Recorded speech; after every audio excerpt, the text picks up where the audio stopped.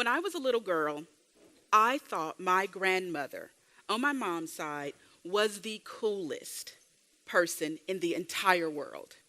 Now, understand this. I'm not saying she was sort of okay. I'm not saying she was marginally awesome. I'm saying she was hands down best person, coolest in the entire world. But I had proof. The woman never slept. And as a 4-year-old, anyone who gets to stay up, that's as good as it gets. That's superhero status. So in my mind, I had very visual and very vivid ideas of what she did at night. I conjured up this image of my grandmother partying and drinking and dancing. And if you know my grandmother, it's kind of funny. But as a 4-year-old, that seemed logical. What else could she possibly be doing when the rest of us were sleeping? It didn't matter what time I went to bed, she was still up. It didn't matter what time I woke up. She was already up, and she was moving, and she was doing things. And it seemed really cool, and I knew I was going to be just like her. A little later, I realized it wasn't just my grandmother. All women seemed to do this. My mom, the moms of my friends, they were always up. So I figured there was this late night, all-lady rave that everybody was going to, right? Now, if that exists, please send me an invite because it sounds totally awesome. But that's what I figured. They were out partying. What I learned was they weren't. They were doing all of the work that nobody else wanted to do. They were taking care of everybody else. They were doing laundry and cooking and cleaning and checking homework and all of that stuff that kept the household and the family running. And they were doing it instead of sleep. They were sacrificing themselves for all of us. So I figured, this is my lot in life. I will never sleep, and there are no late night all-lady raves. I will be selfless. I will take care of everybody. I will do the laundry and the cooking and all of that. And if you know me, you know how hilarious that is. But I settled into this was going to be my life. Why wouldn't I think that? Every observation that I had, it indicated it. Every sign in the world said that's what people do. Think about boys play with action figures. Girls take care of baby dolls. Boys got to go outside and be rough and tough and play and all of that. Girls stayed in the house and we braided our friends' hair. Boys got to play baseball. Now, girls got to play sports, but if you hand us a ball and a bat, suddenly it's softball, not baseball. The softer, gentler, kinder version, because that's all our little girl minds could handle. So I knew that was going to be life. Fast forward a little bit, and I enter the workforce. I worked in human resources, as she mentioned, for about 20 years. Yes, I started when I was 5. I did. I was a savant. So I did. Been working in human resources for about 20 plus years. During that time, I've observed hundreds, if not thousands, of women in the workplace. And I noticed some things. Those same selfless traits that we all were taught as we were growing up showed up at work. Women ended up being promoted at a slower rate than men. I knew that, but I wasn't quite sure why at first. Doing a little research, McKinsey & Company did a study in 2017 of women in the workplace. In the consumer products industry, women make up 59% of entry-level jobs and only 23% of C-suite level jobs. And that's as good as it gets. That's the best industry there is. So what's happening with all of these between 59 and 23%? What are those women doing? Is it that they're not working hard? I promise that's not it. Is it that they are leaving the workforce to go and have children? No, not the case. As a matter of fact, women are actually leaving the workforce to raise children at a lower rate now than at any point in history. So what could cause that huge differential? Women tend to perform non-performance appraisal activities. What that means is, after we do our jobs, we volunteer for stuff, or we're voluntold. just like anybody else is at work.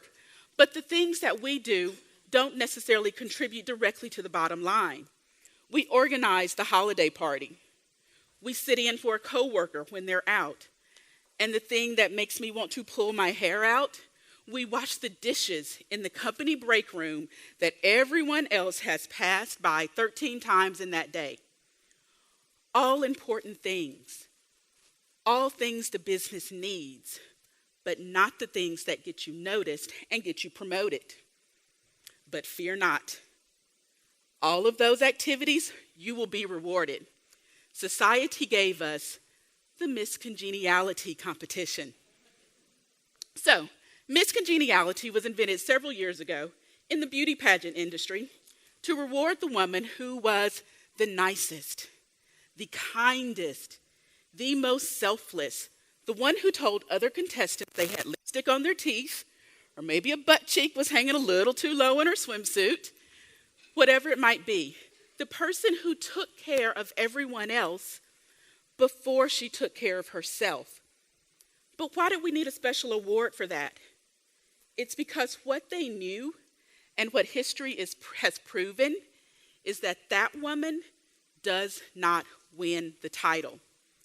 To date, there has never been a Miss Congeniality who won Miss America.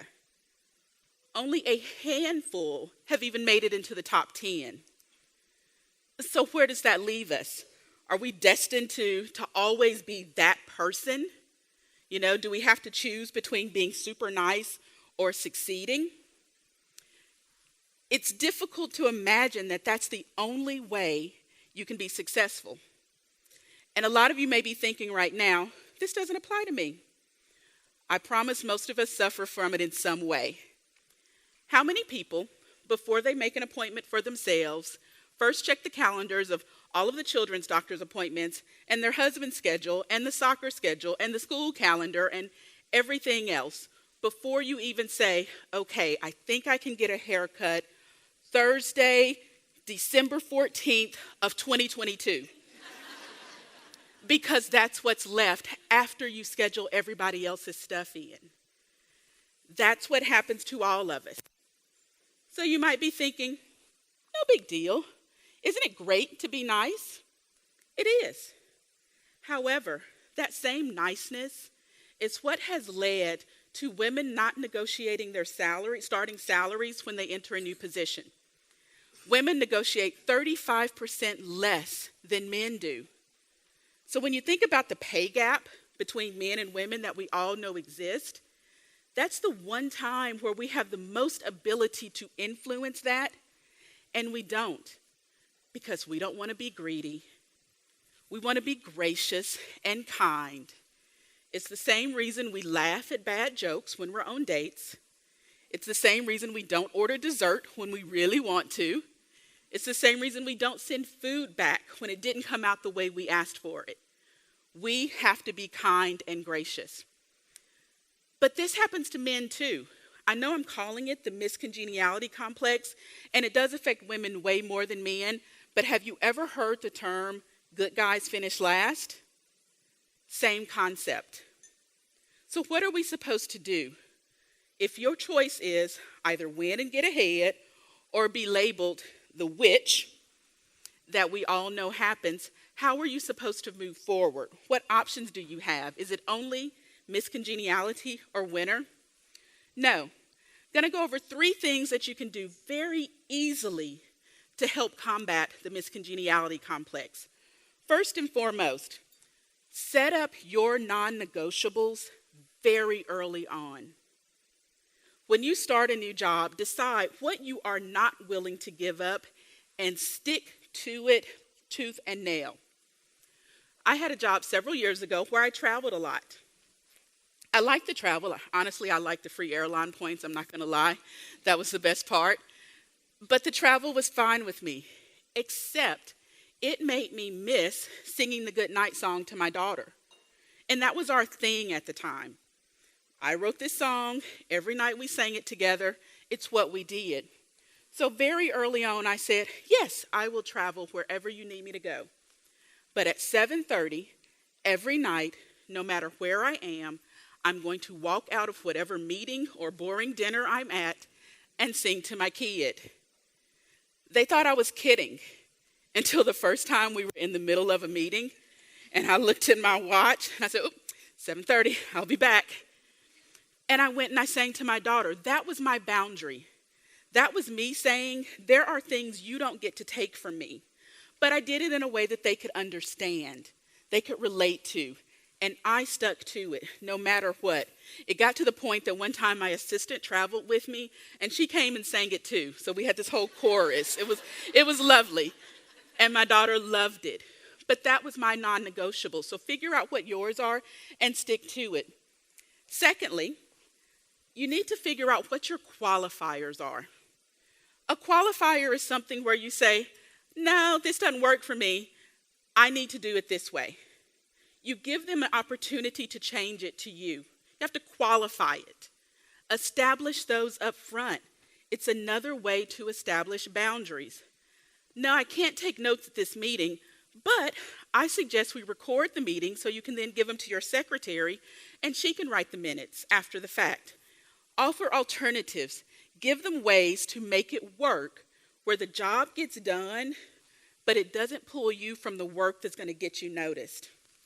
And finally, get a sponsor to sing your praises. Now, some people have a difficult time with the difference between a sponsor and a mentor. So a mentor is someone who helps kind of teach you. They show you the way to be successful at that organization. But a sponsor amplifies your greatness. Miss Congeniality typically is not one to brag on herself. She's not going to be the person who walks in a meeting and says, I can do this, give it to me. But your sponsor can do it for you. Get to know that person within your organization, probably somebody at a different level than you. Make sure they know your strengths and make sure that individual knows where you want to go in that organization. And you have that person talk about you every chance they get. If they say their name twice, they need to say yours at least once. But then the word gets out about your abilities without you being that person. I'm not saying it's easy, but it's possible. So as every airline has always told us, make sure you put your own mask on before putting your mask on other people, and do everything you can to banish the Miss Congeniality complex for every late night partying grandmother out there. Thank you.